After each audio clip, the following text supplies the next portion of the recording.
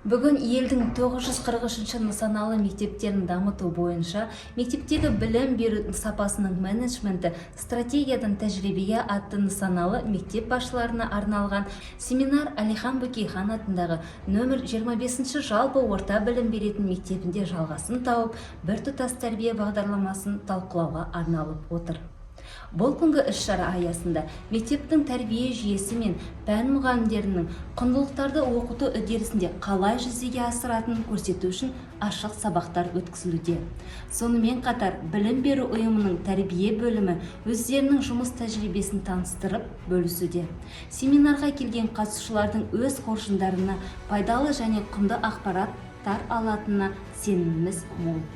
Сегодня мы участники второго дня трехдневного семинара «Целевые школы» номер 943. Участниками проекта является наша школа, Чистопольская средняя школа района имени Гаррита Мусрепова. Семинары очень насыщенные, столько материала, столько мастер-классов. Мы увезем с собой обязательно такой багаж знаний. Сегодня мы были, каждая школа, вот, где бы мы ни были, удивляет своими методами, приемами.